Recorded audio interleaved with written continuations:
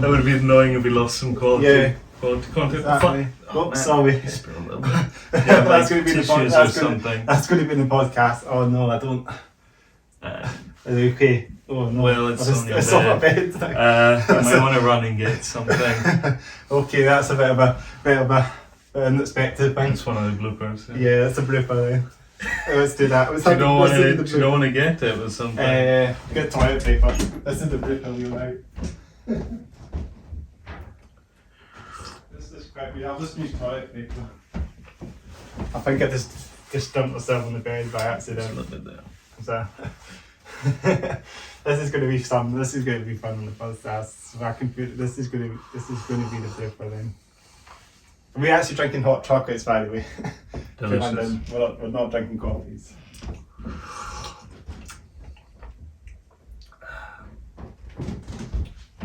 Let's just leave it at that, eh? Yeah, we're drinking hot chocolates. Hot chocolates. That's what we're drinking.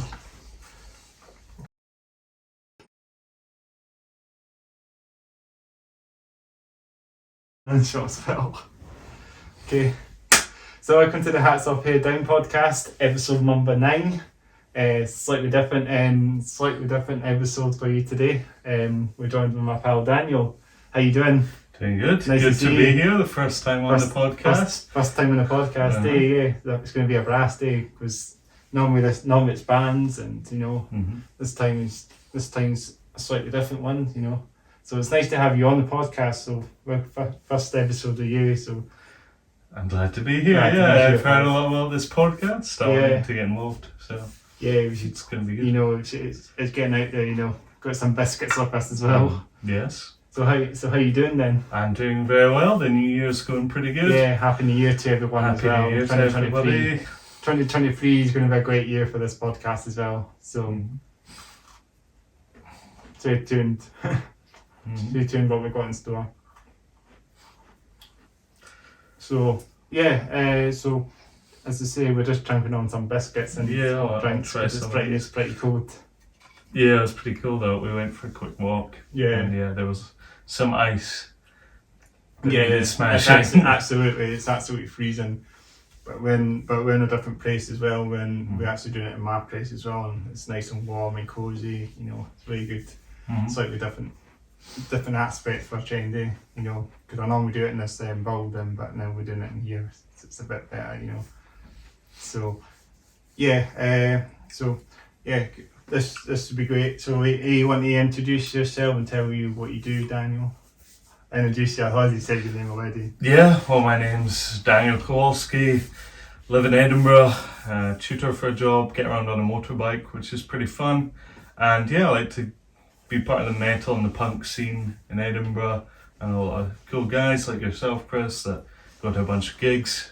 Exactly. So it's good. Yeah, we go to loads of gigs actually as well.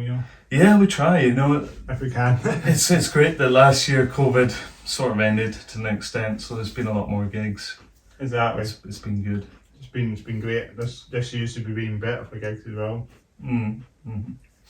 Especially usually like the local ones we go to as well. Yeah, there's a few coming up. There's obviously, we were mentioning earlier, Goblin Smoker this Saturday, which is like stoner black metal. It's really good. We saw them at, I think it was Red Crust, and they're great. They're like stoner metal, but then with some black metal vocals and things. I've actually seen them. It's an interesting combination. We saw them before. I saw them a couple of times before, and I believe they're from Durham. Oh really? Yeah, in North East England. And it's Red Cross, right? It's Duncan putting them on. Yeah, Duncan, and that's who I've had on the podcast before. Yeah, I saw that one. Yeah, a couple of episodes back. Yeah.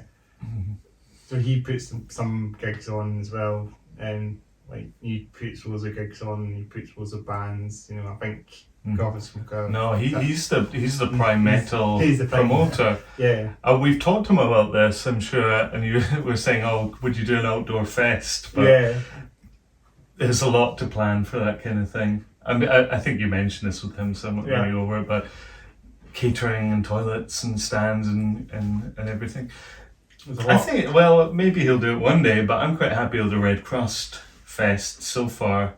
I mean, we were saying also there's a couple coming up, the Winter Warmers, one in Edinburgh, one in Glasgow. So we said, yeah, I'll definitely be the Edinburgh one, and we'll see what day it is for the Glasgow, and I might go to that. Because you were saying Midnight Force are playing, so that's a big draw to me. That would be awesome. And actually, that was the gig we actually first met originally. It was Midnight Force, wasn't it? Midnight Force, yeah. We've seen them many times. Exactly, yeah. I'm actually an amazing band. We saw them quite recently as well, didn't we? Yeah, December. It was great. That was really good. That's like the first gig back or something in about, a couple of years. Yeah. They must have played just before COVID, I think. Yeah. But yeah, good to see them again. They've got some new material. Their new album's coming out soon. The Raider King. Have you heard this new song? New one? Yeah. I've not heard it yet. Oh, it's great. The Raider King. Yeah. It just came out a couple of months ago. It's good. It's definitely one of their best songs. It's the Wet Spine Get really sticks in my mind. That one's always great live. Yeah. It's so atmospheric. It begins off really slow and it builds up and deep, and then it builds up. And it just rotates, and then it gets in when the actual the actual thing kicks in. The drums.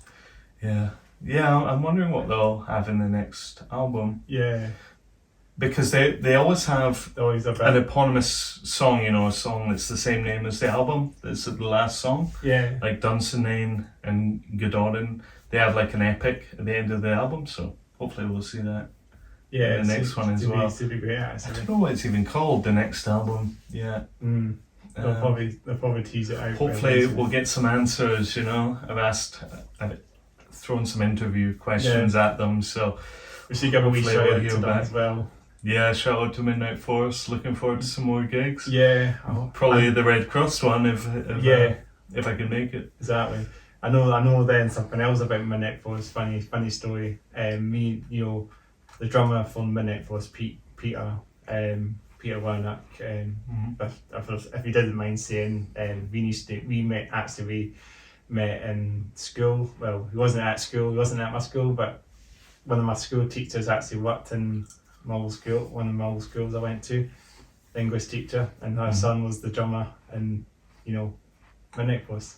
So yeah, it's a funny story. He visited the school a few times, and that's when we first met. So we known each other. We sort of know each other in and out for like good long time. This is actually actually. I don't know. Did you take a sip of one? No, I didn't actually. Near me, so I was choose that one. I'll go for that one. Okay. Yeah, me and Pete just know each other for about it must have been like 10 years, because I think we met in sort of I think it must have been 2011 or 12 or something. We first met when he first visited the school, and he was just great. He really kept the way he stepped in with us, our class. He's a cool guy, especially back then. He was, at least when I met him in 2013, he was super into his glam. And he was like Axl Rose or something. He was actually. I think he actually was in a band before. If I can recall them, you might know them. Disaster. Before Disaster. No, they were great. I think they were from 2013 to 16, I suppose. I think 2016 is when Midnight Force started. I actually used to see. They were fun. They were really fun. It was the same lineup essentially, but instead of Brendan on bass, what was it called? Andrew something or other. Right. He was some guy from Aberdeen or Inverness or something like that. Right. And then they were very glam. They were very fun. Like Dancing on the Edge was a good one. And John was fantastic with his performance, as you can imagine. He's channeled his energies now into being a very heavy metal one, like Bruce Dickinson or something, telling fantastic tales. But back in the Disaster area, it was pretty funny. They had the top hat and all the flamboyant clothes. It was great. We must have had players on as well. But yeah, they're like the original Disaster area. I suppose it's a bit like Pantera or something. Yeah. Midnight Force of the heavy side, and they're like, we're going to forget about the early stuff. Like sort of Pantera's early stuff is quite glam. So they did that kind of transformation. That's what bands do. They like to do something, don't they? Yeah. Put all the makeup on. Yeah. And then all of a sudden not do it on anymore. Change the hairstyles. Yeah, one of the questions I asked on the interview, which I hope to hear back from, was, have they got any new sets or costumes and stuff? Because we didn't see any in December, but hopefully we'll see some interesting Interesting. costumes. Because they might get in there sort of, because their songs are more about, like history now. Yeah, they're always about history. What was he? Brendan just told me what he was singing about recently. Oh, it was like Mali, I think. The country in Africa, I think. Yeah. You might want to edit this out if I'm completely wrong. But yeah, that's one of the historical themes that's going to be in the new album. I don't know if I can say this yet, but Okay. there you go. But yeah, I'm looking forward to it. It's going to be a while.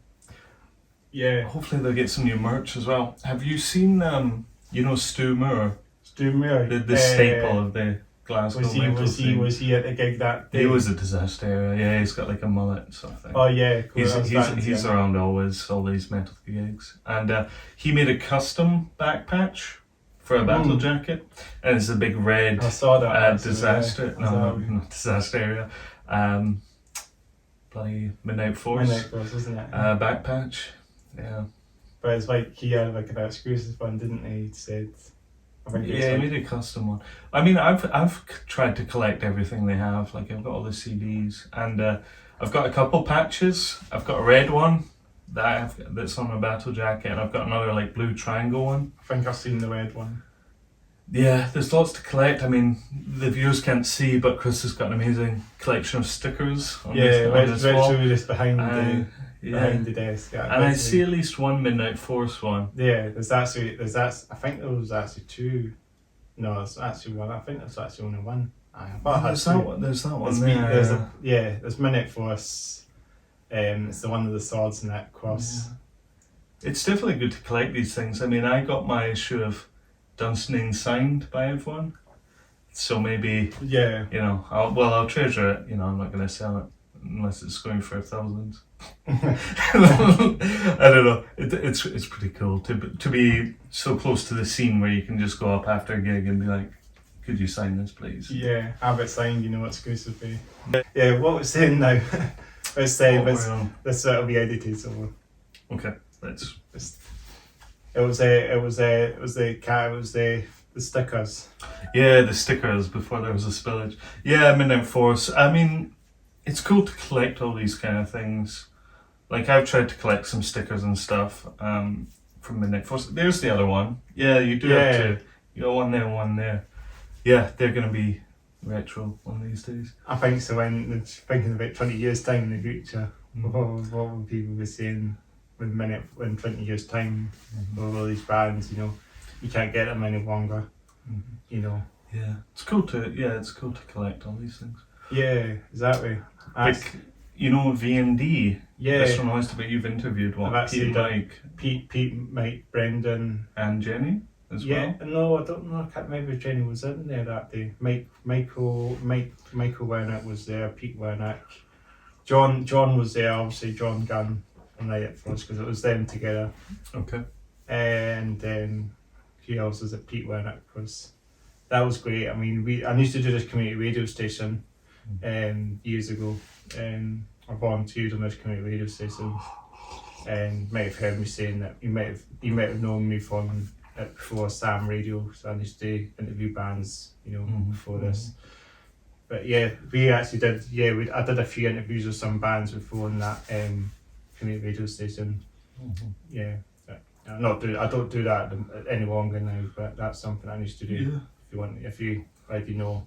I've got a little bit of experience with this kind of thing as well. You actually did something, didn't you? Yeah, I've done a couple of things. A few years ago when I was unemployed, I needed something to do. Was it Princess Transfer? I can't remember what it was called, but it was somewhere near the Omni and stuff like that. There was this place where, a community centre, and I did a radio thing on that. Just did like an hour of tunes. So that was pretty fun. But one thing I'm really proud of, I was with the Living Memory Association, which is like this kind of museum at the Ocean Terminal. I was with them. And I recorded the history of metal. And it's 6 episodes. And they're like an hour each. And I talk between tracks about the metal. Like, you got your origins, like Helter Skelter by the Beatles and Deep Purple and, This- and then Sabbath and stuff. It's like myself And- on my radio as well. Yeah. But and, you did- and then there's like Thrash and NWOBHM Yeah. and everything. And I'm quite proud of that. So it's a Living Memory Association, maybe on the SoundCloud, but maybe Mixcloud, put I a think, comment yeah. and I'll let you know where it's at. Yeah, I think I actually saw those shows on Mixcloud. I think they're on there. I'm sure nice, listened to one or so of the shows, but Awesome. I never. They must be still there now as we speak. So. But yeah, it's really cool. I want to like promote it to like the Edinburgh Rock and Metal Society and the Glasgow one. Yeah, I kind of want to throw that out there to Yeah. introduce them. But yeah, that's what I was trying to do. it was fun. Yeah. It's fun doing these kind It's of good things. to get it out there as well. I mean, Mhm. that's what I was doing with my video shows as well. You know, trying to get. I used to have this page as well opened up. I used to do. It was called Sam Radio Metal Show. I used to do that before, so I had my own metal show. I was on one of those. Yeah. Yeah, you actually were. I think you Yeah. won 2 of them. Yeah. I used to get you on as a guest as well, of course. We had this like really nice premise as well, but they said that they actually are going back to a studio, actually, so to speak. So you never know, I might be back on it again. Cool. But yeah, Because you do all sorts of things on your YouTube channel, like videos for gigs and Yeah, things. exactly. I do all I've that. definitely checked a couple out and seen myself Yeah. gigs and things. Yeah, So it's nice for It's nice to actually have it, posterity. 'cause You know, they'll be there forever. there will be. I've got all these gig videos on my other channel as well. You'll see that in the Destruction Box. There's my secondary channel that I do all my simulation stuff, and it's a bit mixed of higher things there as well. So gigs and simulation stuff, video games, it's all on that channel. So you can check that one out. Please slide to that as well as this, of course, podcast. But nearly to 100 subscribers, that's not far. That's pretty good. As the speaker, we're 86. So we might get if this gets shared out, then we might get to 100. You never know. You can always get this one out there. That's the point. Yeah. Spread the word. So I could get that out. So I've done. This is the 9th episode, I'll say. So I've done plenty of bands. So I've done this podcast now for about 6 months now, half a year now, and I've got quite far from it now. Quite into it now. It's been really good. It's been amazing how I started this off. I just had this in my mind. This is me starting this off. It wasn't anyone else. And just because it was something I was really wanting to do. Yeah, on your own. There wasn't very many interviews for local bands on YouTube, so I just thought, why not start one for Edinburgh bands? It's awesome. I know there's a Doomsday Report or something. I think he does interview bands in Glasgow. But there's another one. But obviously, I think he's somewhere in Glasgow. I think. Yeah. Based But in the Glasgow. Edinburgh scene's massive these days. Yeah. It used to be back in 2013, 14. So It's really- Glasgow was the place. We used to have a venue in Edinburgh, I think, years ago, in Studio 24. Is that ringing any bells for you? Yeah, as I've well? been there a couple of times. It's amazing. It was cool. It's by the Waverley in those tunnels sort of thing. Yeah. I saw The Exploited there. I Did- remember yeah. that one quite well. That's been great because they're funny as well, aren't they? Yeah, Of course. Edinburgh. Yeah, they've been amazing to get on. Yeah, they're getting on, but Yeah, still they're pop punk, old school punk. Old school punk, yeah, exactly. So they were playing. First gig I was at Studio 24, and actually was a pop punk gig. I was just going to come out of that word. So a band called Neck Deep. I think that was the first band I saw. So like a UK pop punk band, kind of like Blink-182, but a UK band, but they got quite big as well. Neck Deep got quite big. Okay. They actually are reasonable size. I don't know if they're still going, but I think they're still kicking about. But yeah, that was the first gig. They were a good band. They're guessing they're quite big now for what they're doing. And there was another gig I went to. This was back in 2013, I believe, 2013, 14, I think, when I saw Neck Deep. So quite some time ago now. So, and I think there was another gig that I went to there. I mean, I went to loads of gigs at Stone 24, but they just don't really, they don't really seem to bounce on me what ones I went to. Actually, there was they used to have something called Edinburgh Metal Party. I don't know if that's still going. Edinburgh Metal Party. So they used to have loads of gigs there. So they had Breed from Within. If they were still going, obviously they're massive now. Breed from Within are huge. So so I'm not sure if they'll be playing Edinburgh anytime soon, but they have played a few gigs in Edinburgh. So a great band from Glasgow. Have you heard of them? Bleed from Within? Yeah. I suppose so. Yeah, because it's really got the name's got out there a lot more now. Definitely, because I've seen them. Funny enough, they were playing at Bloodstock, and we just went in one of the tents and they were praying. Didn't Hammer go? Dog Tired, was it? With Bloodstock? Yeah. They were playing, were they not playing last year? Yeah. Yeah, there were a few bands with them. Like, you know, I think Nassau were there as well. Nassau, Bank on Nassau, they were playing Bloodstock. Yeah, it was Catalysis on there as well. Okay. Actually, shout out to Catalysis because they actually won the award for the best Scots metal band. So Catalysis, a shout out to you when and I think it's Scottish Metal Award or Scottish Metal, and I don't know exactly what it is, but you won the award for best metal band or something. Yeah, I believe I saw the OCs at the Liquid Rooms last year. I think it was Catalysis supporting, if I remember correctly, which is pretty impressive considering. Who was it? Sorry, say that again. The OCs. The OCs. Yeah, they were good. I've not heard of them actually. They're kind of modern rock, kind of heavy sort of stuff. So they were supporting them. Yes. Was that a couple of years ago then? No, that was last year. Oh, was it? Was it literally just? Must have been early last year, maybe February or something. Oh right. So they're in Catalysis again. They're getting a name out there now. Staying for another band as well. I interviewed on the second episode. Extort. They're really we caught a wee glimpse of them, didn't you? At the Ukraine gig they played. They were putting a Ukrainian one on. You know, for raising money for Ukraine. Yep, it was a good fest. Which great. band are you saying? Extort. Yeah, they actually I've got a sticker on there on my closet there. As you see, it's the blood, raining blood.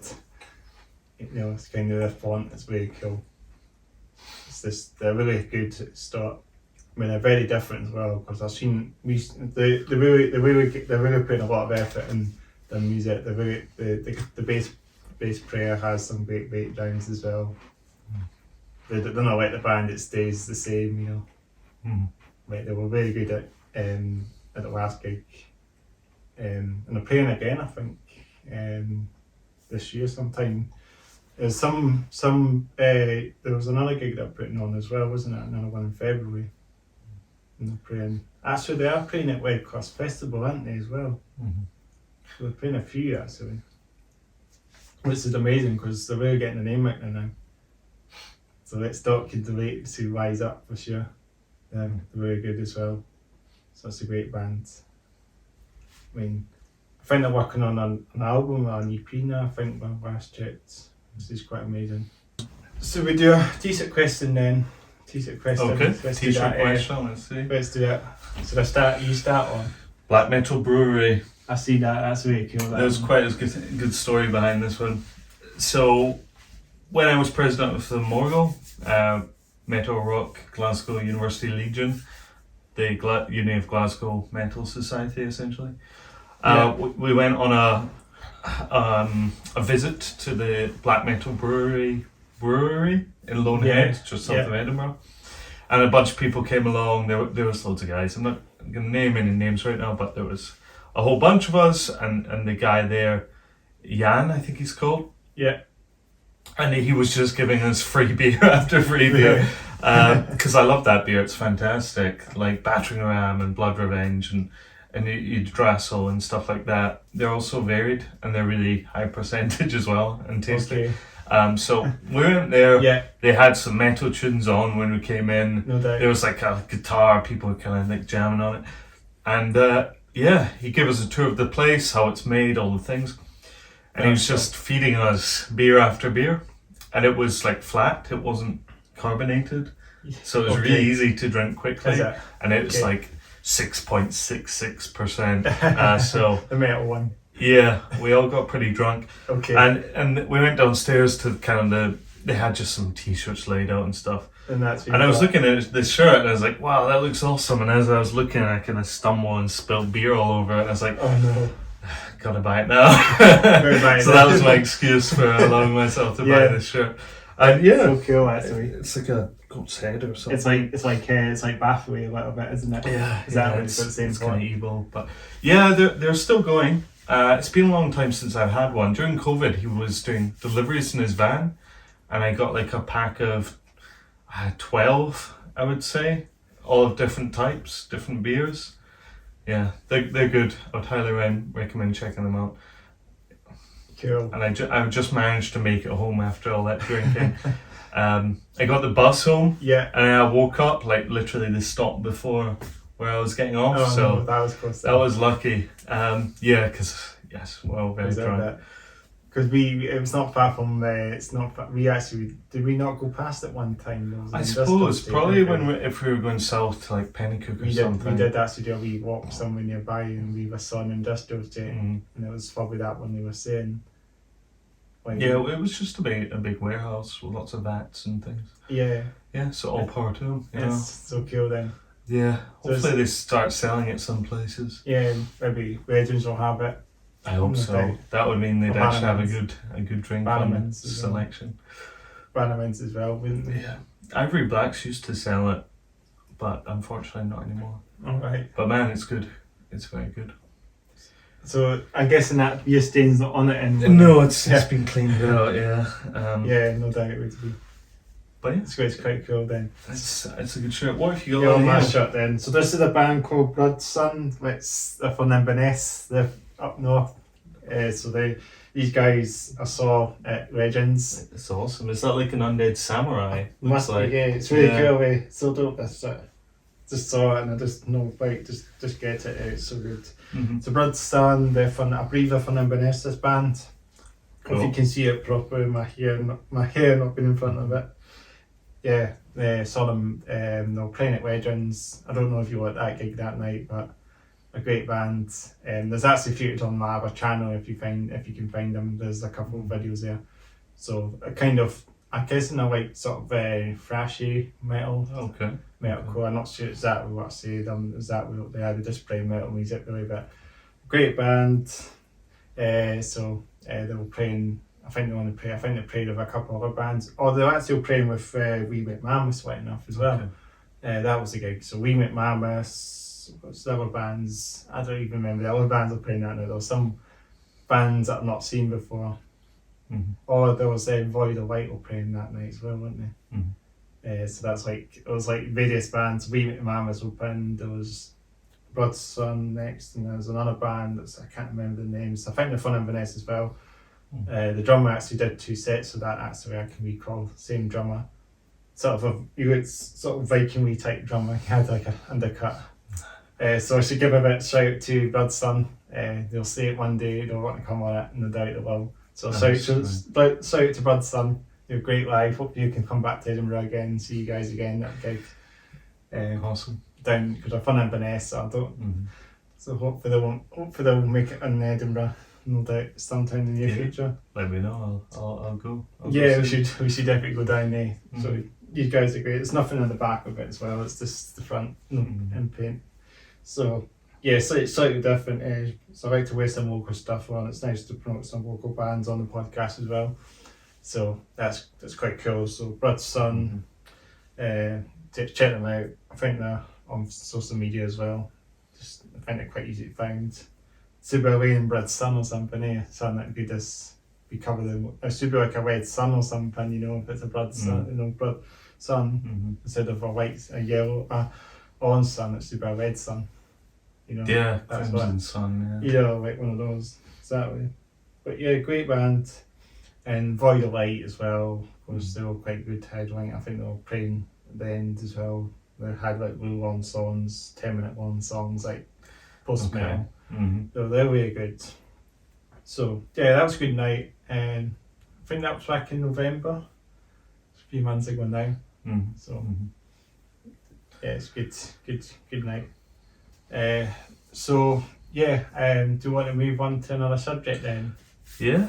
Because I think you'll enjoy this one. You like your motorbikes, don't you?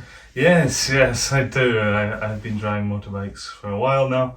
I just got my theory test passed.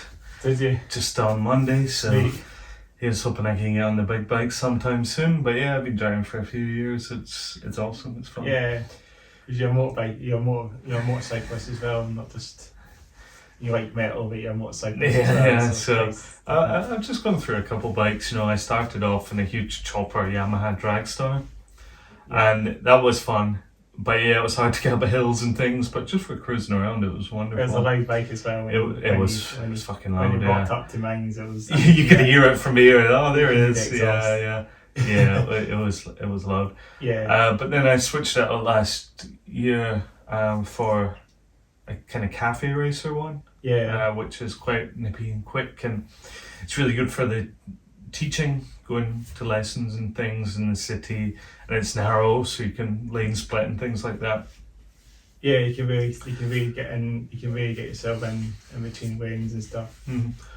And the thing about motorbiking is it's kind of a hobby as well. Like, it's not just about riding it; you got to maintain it. Yeah. Like, every month something will go wrong and that you have to fix. It's kind of like a classic bike as well. It's got mechanical stuff in it. Yeah, it's all carbs and stuff. I've got my eyes on a bike that I want next with fuel injection, so I won't have to worry about that. Yeah. But yeah, the bike I've got right now, I made a lot of changes. Yeah. Because I didn't love how it was initially. I wanted to make it look more retro. So I did like 3 main cosmetic changes. First off was the mirrors. They were just rectangular mirrors, so I switched them up for a long sort of stock thing, and then circular mirrors. Yeah. Kind of old school looking. It's a bit Also, I switched out the seat. It was like black, kind of plasticky looking leather, and I got it redone with brown leather. Yeah. Which is nice. I saw that. And then I just painted it green. Which took a while. It took a while. It's some people definitely. Because I had to do it bit by bit. Just because taking it apart and stuff. Yeah. So it took me like 3 or 4 weeks. Because every weekend I would do one part. I would do like the back fairing. And 1 week, stick that back on. 1 week the mudguard. So then, I was just driving around with a half green bike and a half white and blue bike, and then I did the fuel tank and the side parts, and now it's all green. So I really like it. It's very eye catching, I would say. So I guess it'd just be the case of it just driving so you can get prepared for it. Where you would spraying it again. Is that one reason? I'll probably just I'll leave this the colour it is right now. Yeah. But I just wanted to do it to prove to myself that I could as well. Yeah. Yeah. It's a nice racing green colour, isn't it? It's nice. Yeah, it's kind of racing green, old school cafe racer. But yeah, next bike I really want is it's a Royal Enfield. Yeah, that's dope. It's classic. It's a classic 350, and it looks exactly like a British bike from the 50s, I would say. So a lot of chrome, lots of shine, lovely shape, like a classic British bike, if you can imagine one of those. And it just looks wonderful. But it's got modern, conveniences like fuel injection and a monitor and things like that. So I'm really looking forward to get that. I've just been reading up on it so much. Like, apparently it's super comfortable. It looks awesome. It's wonderful to drive. It's a 350, so it's not going to go like 100 miles an hour, but it can get up to the speed limit and maybe a little more for overtaking. So, that's all you need really. That's good, because you film it as well, and it looks really cool as well. Yeah. It's a nice way. I'm hyped to get it. So, yeah. It's a nice... Once I get it, you can hop on the back. We'll go on some kind of journey, Chris. That'd be dope. I'm just stealing all these biscuits, as you can probably see. That's what we've been eating on the podcast. No, normally don't do this most of the time. I've not been eating, but I've been eating today on the podcast. So this is I'm guessing this is the first on the podcast. Eating some jammy Jordans. Some scran, custard creams and hot chocolates. Slightly different, you know. Luxurious. Yeah.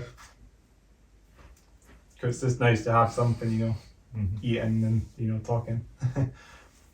So, is anything else? Should we talk anything else? I wanted to mention this music zine Yeah, I've been working on. That's the Peers of Resistance, isn't it? Yeah. So last year I decided to start a music zine. If you don't know what a zine is, it's pretty much a kind of fan-made magazine. Yeah. Usually with a lot less pages than the magazine. It's just printed on paper and stuff.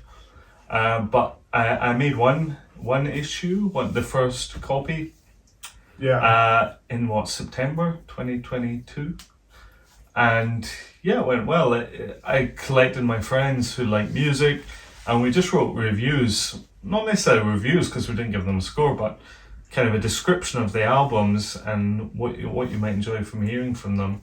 So you can find it on Facebook. It's called the Diverse Music Zine, or DMZ, like Demilitarized Zone. I thought sounds pretty cool. So yeah, it's just pretty much a magazine with a lot of stuff on music.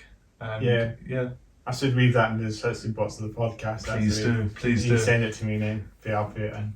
Awesome. Yeah, please check it out. So the first issue's out. It's just in black and white. I wanted to keep printing costs low, see how it went. And I've handed out maybe like 40 or 58 gigs.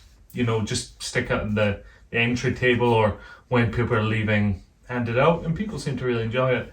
I think on Facebook we got 73 followers right now, which is pretty decent. Good. And yeah, it's going good. The second issue is nearly finished. I say that. I mean, you'll see when it's out. But no, I'm looking forward to it. It's a step up in terms of the design and the writing possibly as well.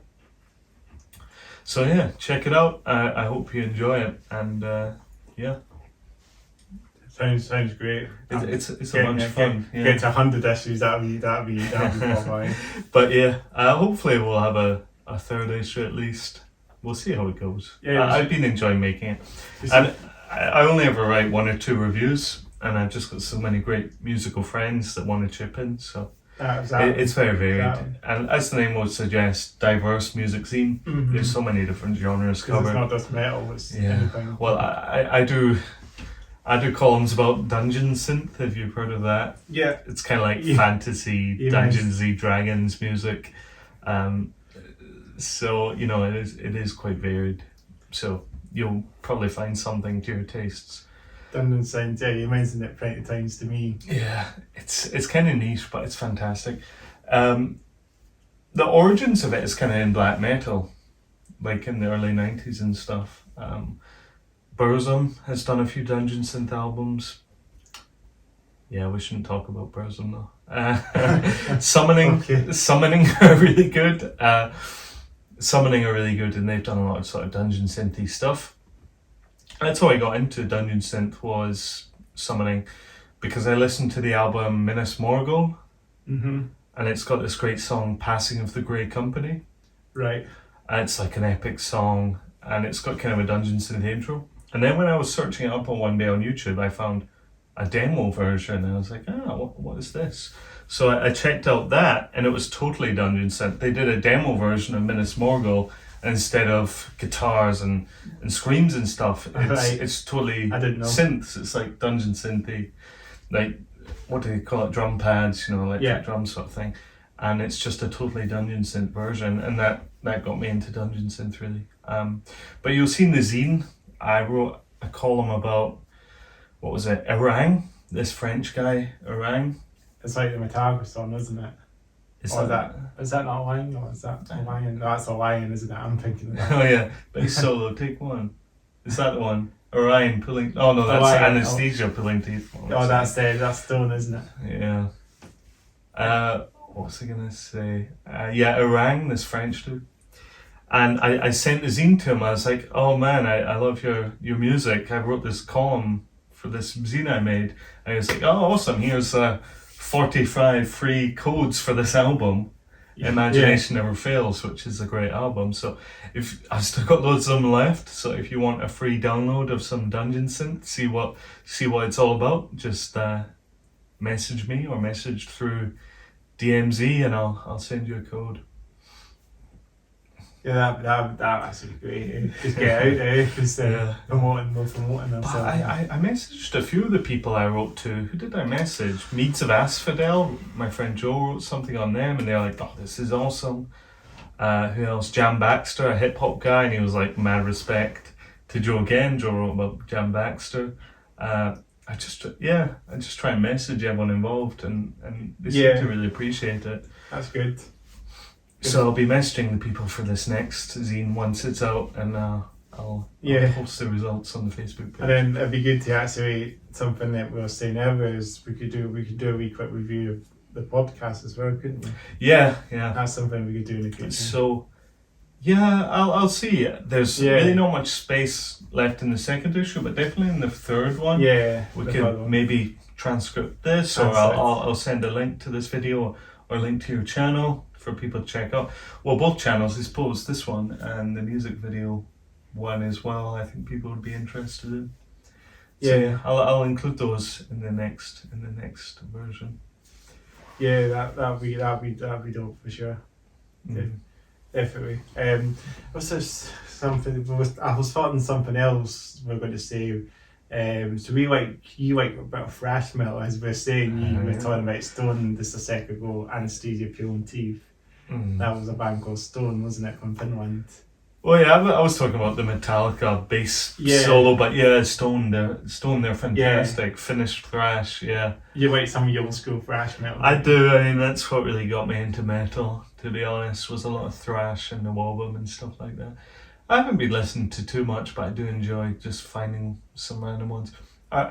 Just yesterday I was listening to a band called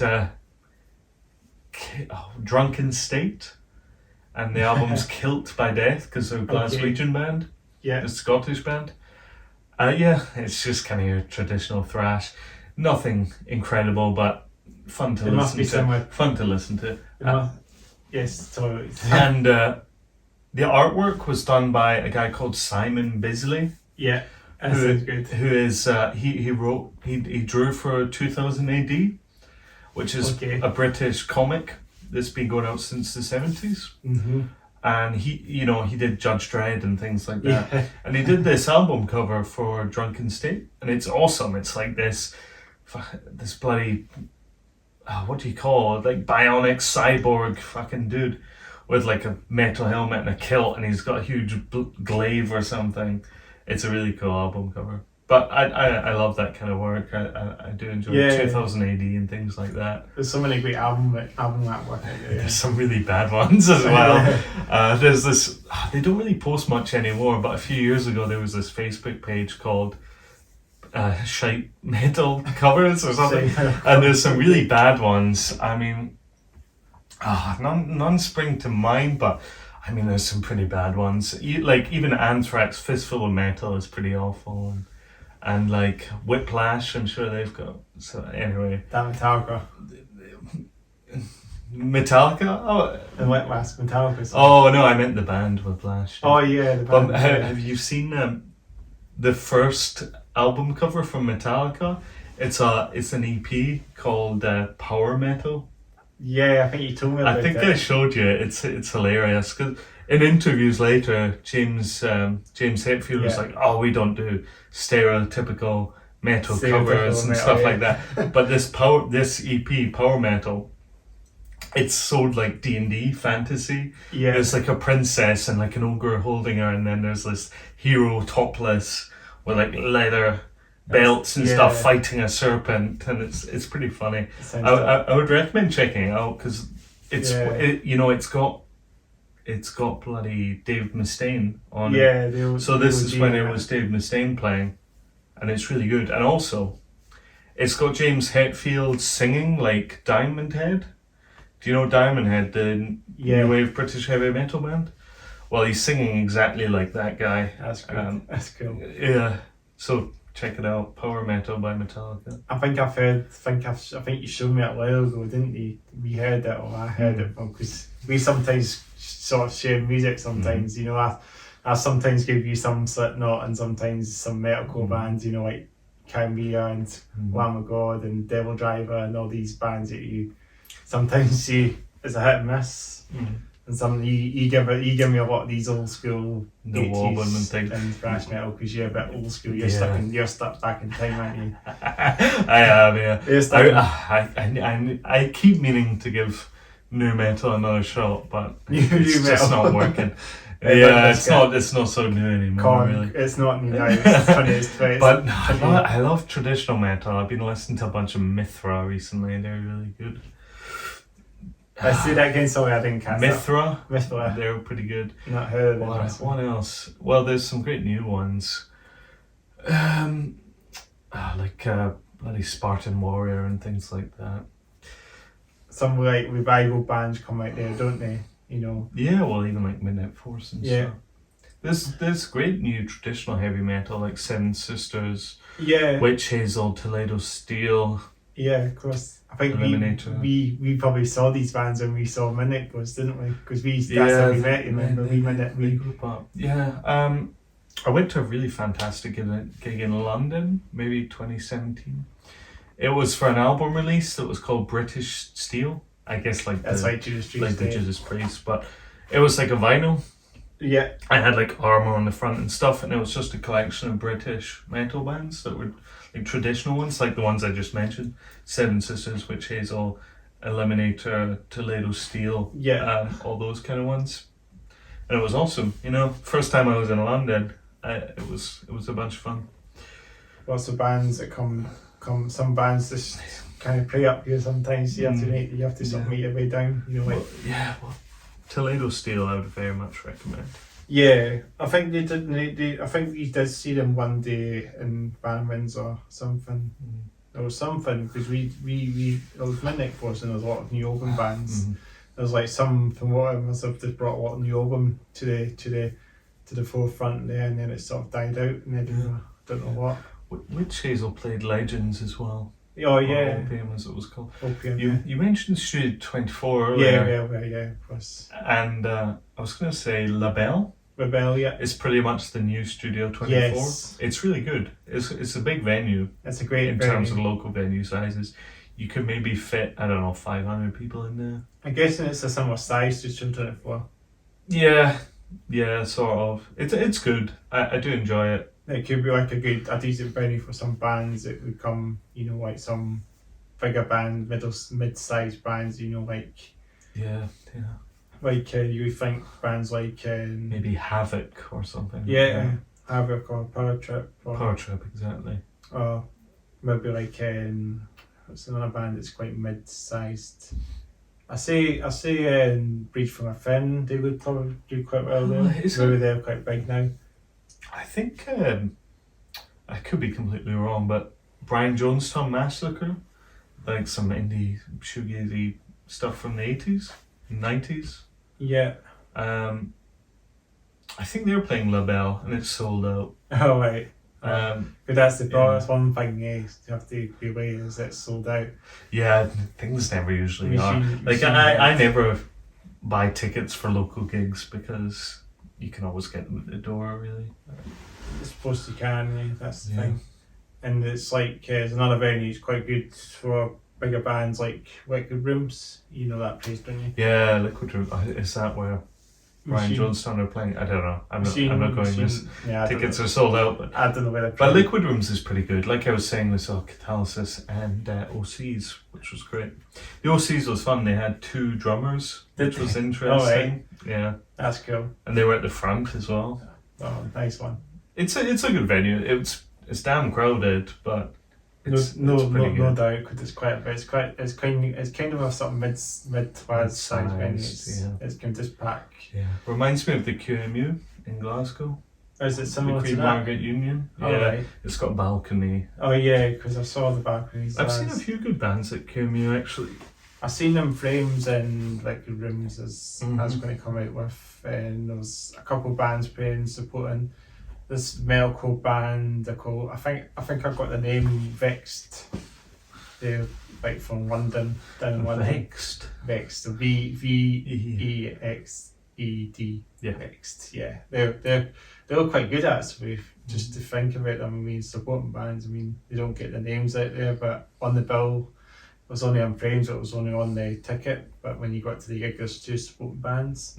But Vexed, they're actually quite good actually. So like, I find it kind of genty, but I mean, they're a good supporting band. I guess. I'm guessing a lot would not. I think a lot of the crowd wouldn't mind that sort of stuff, even if they're there for the big in frames, you know. But they're from down in London, so they were quite good. So yeah, just do you know what I mean? They're a great band, Twive. So and who was the opening band? That's the thing I've forgotten now. There was another band opened up before Vex. There was 3 bands in all in frames, but in frames obviously headlines. They actually had who's the guitarist from Megadeth? They had the former guitarist Chris. What's his name again? But he's playing in frames now. Yeah, I know the one you mean. Yeah, he's in that band. I saw that guy playing when they were doing Super Glider tour. Yeah, I think it was that Chris did on the guitar. Yeah. My favorite of the Megadeth guitarists apart from Dave is Marty Friedman. Marty Friedman, yeah. He's really good. Yeah.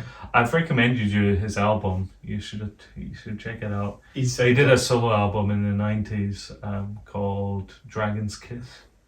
It's great. It's totally instrumental, but he was from Japan, doesn't he? Yeah, he does Japan. He did like a music video for some crazy game show. Yeah. But yeah, he's big in Japan. He should make. He should have made some music for Gran Turismo or something. Yeah, he could do. But yeah, this solo album's good. He was in another. Was it Carnivore or Carnage? He was in a band before Megadeth that was. Can't remember, but another famous guitarist. But yeah, check out his solo stuff. It's pretty good. So many good guitarists out there, isn't there? What else could we talk about? Yeah, we can talk about some other things, can't we? So you obviously like thrash metals. You know Zentrix as well. Yeah, I love Zentrix. Yeah, that used to be my jam. A lot of thrash. Yeah, we actually were saying earlier when we were on our walk, so we were talking about Robot Wars. Funny enough. We were indeed, yeah. Hoping it comes back with all the violence and such. All the violence, all the Wet the Walls Begin. That's what Craig Charles used to say. Well, Robot Wars was amazing. It was fun. They actually had a robot called Behemoth as well, surprisingly. Behemoth. I don't remember this one. There's actually, but it's not pronounced Behemoth, but it's called Behemoth. But the name still sounds like the band, yeah. Yeah, well, Behemoth is we were having a discussion about which is the best type. Like the ones that flip, or the ones with the blades, or the claws and stuff. Leave a comment which is the best weapon in Robot Wars. Spinners, I think, in my opinion. Spinners are good, yeah. They hit something, it goes flying. Yeah, and sometimes it mobilises the robots instantly as well. Just if you have a really shitty robot, you know. There's something like there's also a robot called, you probably know this robot, it's quite a famous robot or competitor, Hypnodisc. Yes. When that robot debuted, it was tearing the shit out of lots of robots. They've had to see this. Yeah, it's insane. That was good. Yeah, we were mentioning some can flip upside down and still drive around. Yeah, so if they have tracks or big wheels. Some of them have like wheels, and sometimes they have their wheels exposed on the top, like Tornado. The robot called Tornado, black and white one, and it's inverted robot, so it can drive by your side. And an inverted eye flipped over, you know. Yeah. It can work both ways. So it's quite good to have all that. It's good to have robots that actually have wheels on either side, so you can, if you get flipped by a flipper, you can always do it either side. But you know, Tornado doesn't have much for itself, you know. It just was a pusher, you know. Push things. Tornado's quite. Well, it's good once the sudden death and all the move the fires and the drops. The house, and things, the house robots as well when you get to the. Yeah. So Kilowatts and Matilda and Sergeant Bash. Sergeant Bash and Mr. Psycho, Gorilla. I actually know a lot of them. Do we think behind the screams of the house robots, do we think there's like some metalheads driving these? Yeah, all these metal names could be metal bands. So Kilowatts. So Kilowatts don't be. You think Robot Wars is actually, if you think about Robot Wars, it really feels like it has a lot of connection to the metal scene. I think it's heavy metal. Yeah, it's metalheads who still remember it when they were kids. Like we used to watch it.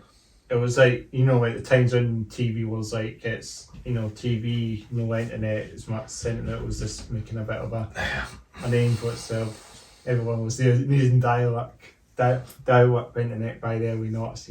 Robot Wars is just so popular.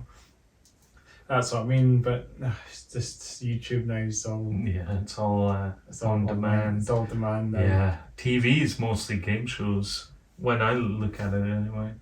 All on the That's one for the people who still watch TV. Yeah, like Pointless and I don't know if that's still on. Deal. There used to be something called Deal or No Deal.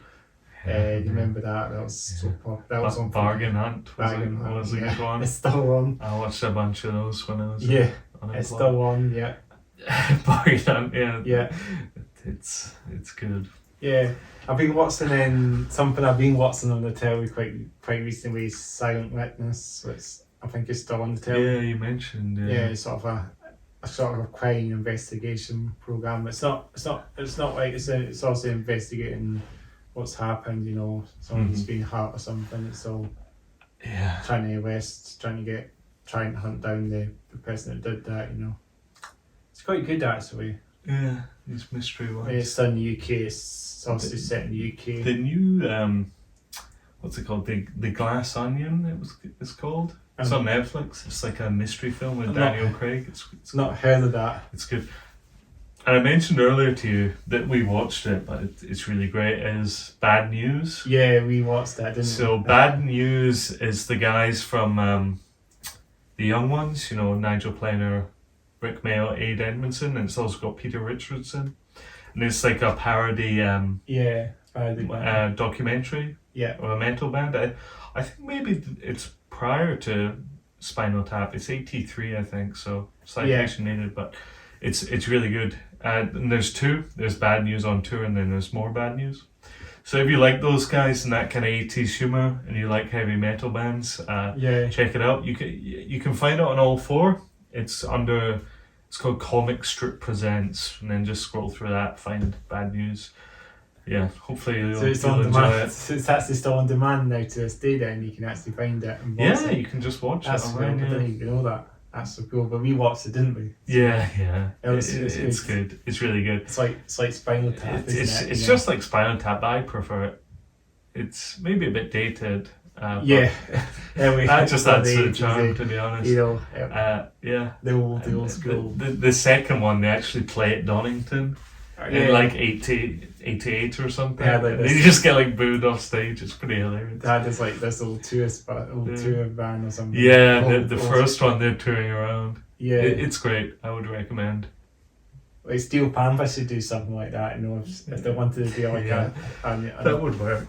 Because they're the band, they wear wigs on, don't they? Literally, when they're actually, a parody band. A power metal. A glam metal band. Yeah, would be fun to follow around. Actually, we was looking on YouTube the other day, and I found this parody disco glam metal band. They're called Tragedy, like the Bee Gees song. Mm-hmm. They actually were doing Bee Gees covers, and you should check them out. I just found them by accident, Yeah. They did what did they do? They did Hot Stuff, didn't they? Is it Hot Stuff? I don't know what the Bee Gees song is. I know they did a Bee Gees cover. Mm-hmm. So it's a disco sort of fast glam metal band. Mm-hmm. But they do the covers, like a tribute band to the Bee Gees. They're like a parody. I guess they're like parody comedy metal. Yeah. Steel Panthers should do something, you know. Like they're the ones that It should would do be fun to fun. follow around. I mean, they're like the biggest, you know, like if you think about all the glam metal bands out there now, it's all kind of slim now, hair metal. Mm-hmm. I know some would just try and make a wee look for themselves, you know. Mm-hmm. Some metal fans, they kind of like a sort of, you know, they kind of want to do all that with the makeup, nail varnish. I mean, it's good. It's a good wee thing actually, if you think about it. Mm-hmm. Just once in a while, put some nail varnish on. You know, Yeah. So it would be cool. Just It would be fun. try and be a goth as well. You know, that's Yeah, I like the goth scene. You know, it's just good. It's good to do all that stuff as well. Is there anything else we want to say as well? I think we should maybe finish by saying our album, or maybe album and gig of the year of last year. Yeah, we should do that. Actually. What Gig of what stand out to you for 2022? Obviously, you know, like when obviously you were saying earlier about the COVID stuff and that, we didn't have gigs for a good few years. Mm-hmm. So gig of last year, I should say, because we're in 2023. That's a hard one, because I went to so many gigs. Most of the gigs I went to are all gigs locally and Barrowmans and Regins. It's really been most of them. But that's a very hard one. I think Red Cross Festival was quite a highlight. Great. And Slava Ukraine was really good fest as well. That's good as well. But yeah, like three days of metal and Red Cross was pretty dope. Yeah. So there was like so many bands. Very varied as well. Yeah, and you were there as well, obviously. Of course, she was actually playing it as well. That's the thing. I saw I know got lots of videos on the channel of that festival. I've seen Catalysisofficial was playing. Who else was playing? Catalysis. On the second day, there was kind of like Desert Rock. There's Desert Queen and bands like that. Skoda 2 were playing on the second day, I think. Death metal band from Glasgow, Skoda 2, they're very good. Yeah, check them out as well. Yeah. There's a band called Kuru, KUR, the electronic sort of cyberpunk sort of sound, just cyberwave. But you know, they do metal music, but with some kind of like cyberwave, or if you want to say it. It's just they're a good show as well. Kind of try and look kind of like, you know, kind of would have a good stage dressing as well, you know. But they're good. So they're the highlights? Highlights of other bands. I think Red Cross was a good highlight. Another one I think we've got in mind, In Flames / You were pretty good as well. That's one of the bigger gigs I went to. But if we actually were quite lucky because me and my other friend, I might not give his name out, but we went to that gig together and we were quite lucky to get resale tickets because it was kind of sold out, wasn't it? But we were quite lucky to get them at that moment. So that was a good show. Yeah. In Flames. That wasn't at the QMU or the No, that was in the like that was the one in 20. That was the one last year, 2022. It's in the Liquid Rooms, the one we were talking about earlier. That's the one I got the tickets for. Okay. So that was good. Such a good gig. So what was your highlight then of 2022? I saw a few big bands actually. I saw The Cure, I saw Echo and the Bunnymen, I saw Stranglers. They were all great, but if I had to choose one, the Stranglers. It was at the O2 Academy in Glasgow, and it was my first big gig after COVID. Yeah. So it's great to get back to that, and they played some really an awesome set. They had some melancholy ones because Dave Greenfield, the keyboardist, passed away not too long before, so they did a couple somber songs, but then they also played quite a varied set. Which was nice. It was great. It was really good. So that's my favourite gig of the year. Stranglers are great as well.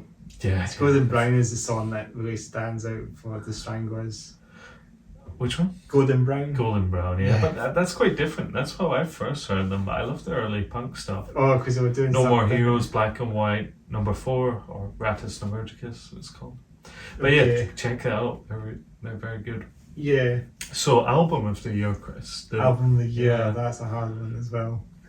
I've really been stuck in a lot of I've been listening to the new Slipknot album.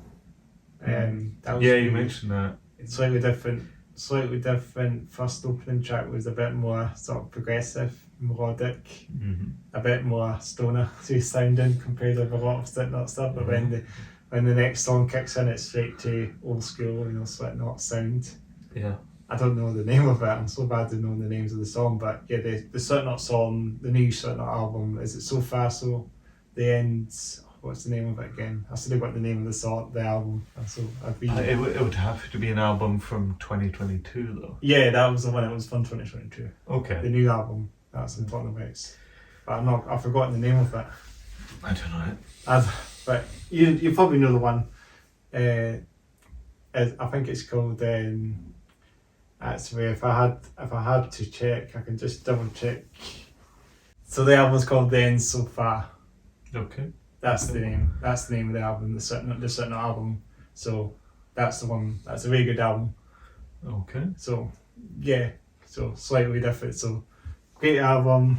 I don't know if Slipknot. This is because I know Slipknot was doing. They might be moving on. I'm not sure if they're going to split. I don't think they're going to split or that because they were saying they're going to sign up to another record label. I think because they were signed up to Roadrunner Records, but they might be finishing up. Mm-hmm. So I don't know if the band are still going to continue, but I'm hoping they will because they've got that album out. They're still on the tour, I guess, with the new album. So no doubt they're still going to be playing shows. Yeah. But another album of the year, what other ones would I think is really good? That's a hard one. Could be a local band as well, couldn't it? I suppose, yeah. Well, I normally say the bigger bands usually because it's good to know. Because I listen to a lot of them, big bands. I really like the new Sugar album wasn't too bad as well. It's very good. It's good that Sugar came out with this album. It's so heavy as well. And Good Year didn't release an album this year. Or did they release the album? That was last year. Good Year released the album, wasn't it? Yeah. The year before, I think. I was thinking it's this year, but maybe the year before. That's how bad my memory is. My memory's so bad these days. I don't even remember the year the Good Year album. Surely it was last year, 2022. Yeah, maybe the start last year. I remember listening to some of it with you. Yeah, the Good Year album's very good as well. The new Good Year album, the latest Good Year album. Yeah. But there's probably so many albums that I've just not even got out that are very good. Deftones album as well. The latest Deftones album wasn't too bad either. What about yourself? So, yeah, my album there, hands down, is Riders of Rohan, self-titled album. Is it? It's really good. I never heard of them, and then I just came across them. And they're really fantastic. Traditional heavy metal, not very much distortion, maybe just priesty or kind of 70s sort of guitar tone. But just really awesome songs, really punchy, heavy songs. Yeah. Nan Kuranir, which means the Tower of Orthanc in Isengard. It's a super heavy one. You've got also Fog on the Barrow Downs, that's more speed metally, thrashy ones. Yeah. And there's all stuff sort of in between as well. Old school. Very good traditional heavy metal. I went out and bought the vinyl for it as well. That's much. Yeah. That's so good. And there's also there's other traditional metal, a band called Lucifer from Germany. Okay. They're like Lucifer, but with a Z. Yeah. And they're good. Iron Shackles, that song, Iron Shackles is great, and Attila, Blazing Hooves is another great song. Is that a Danish band? They're German, I believe. Oh, right. Danish band. The best Danish band are Artillery. Yeah, I was about to say Artillery. I thought I was thinking of Artillery. Check out Artillery if you haven't already. Yeah. They're up there. People are like, the Big Four, Thrash, but Artillery, they're equal to the Big Four. They're from Denmark. I mean, they've only got 2 great albums, Fear of Tomorrow and By Inheritance, but damn, it's good. Yeah. Really good. There's so many great thrash metal bands out there.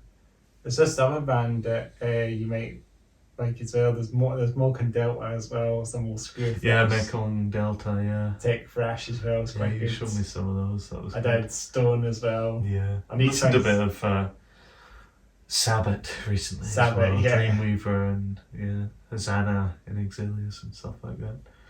Yeah, there's some other bands as well. There's so many. There's Thrash, so many. There's some obscure thrash. Yeah. You know, it's just a pity you can't see all my stickers in behind me. Yeah. You know, I could move the camera and have it in the thing. You know, if you can check out the stickers, I can actually show you all my bands as well. Maybe just at the end, I can just pan the camera on so you can see some of my stickers of the bands. Because we've been talking about them. You know, you can't see them. You know, it's the stuff to see at the moment. Anything else? Any conclusions? Any last minute things we can talk about as well? Check out the zine, please. Yeah. Chris will put a link. It's the Diverse Music Zine, or DMZ. Sweet. It's on Facebook right now. Yeah, I might expand to other channels. Spread the word. Yeah. Podcast as well. That's the whole point. Actually, I was thinking something, because we've been eating the podcast. I know another band that I think there's a couple of bands that I have on the podcast now. Fatal Collision actually they were eating, and they actually, one of the guitarist, the bass player, actually brought along the cake. Nice, can't go wrong like a fund cake. Or is it a cheesecake? He brought some like cake at the farmhouse. Metal. It's very cool. And then you just ate it. I think you ate it all. It was fun. And then drinking beers. Fatal Collision, you should check them out as well. They're pretty old school thrash. You'll like them, Dan. You'll like them. I think you showed me that. Yeah, you see, they're really good. They're good live. So Fatal Collision, they had the beers. They had the tenants of them, didn't they? Yeah. Like they were getting themselves prepared for that thrash metal. You know, that's it. They're good. They're great. I mean, I'm just trying to think what else we've got any future else have to do in the podcast. Could I keep forgetting? I'll probably look back. Actually, Duncan had something. He had a drink, didn't he? When we're just talking about food in the podcast, you know? Yeah, it should become a thing. You get some food, like you get some spicy wings, and someone should bring in. I'm trying to think something would be quite cool to bring on the podcast. Imagine someone. I'm trying to think something that. Imagine someone. I'm actually just trying to think what's going to. What would be interesting? What would be pizzas or something. Pizzas. Yeah. So someone takes a takeout on the podcast. Yeah. We should get some chips. Next time we could do is we can get takeout chips and do a podcast together. Huge bowl of chips. Yeah. Yeah, like this. This has actually been good. We've been sipping on the hot chocolates. I've been eating most of the biscuits, as you can probably see. Very wholesome. We spilled a bit of chocolate on that bed. That's it. That's one of them. I'll be headed to that. Yeah, well, I'll be in the thing. I'll be in the brooker. If I can make it happen, I'll be in the brooker. But if it's not, I'll be during the podcast. Okay. Yeah, awesome. It's been really good. So I'll do what I normally do. So thanks again for listening on What's in the Hats Off Your Down podcast. Make sure to like this video. Make sure to subscribe to the channel. Make sure to give me a comment below, and if you want to comment below, to automatically do these things, you know. And make sure to turn the bell notifications on. We're not far off on 100 subscribers as well. This year we should manage to get to 500 subscribers, surely. That'll be a journey, but it will happen, you know. We'll get halfway there to 1,000, you know. Yeah. We'll get more than my other channel as well. You know, my other channel's got over 300, you know. Nice. So, and I mean, this one should overtake it, actually. So if you want to also check us in the description box, will be a link to my other channel for my gigs and play gaming stuff, you know. I do all that on my other channel.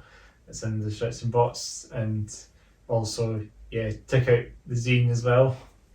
As you were saying, Daniel, the zine link please below do. in the description box.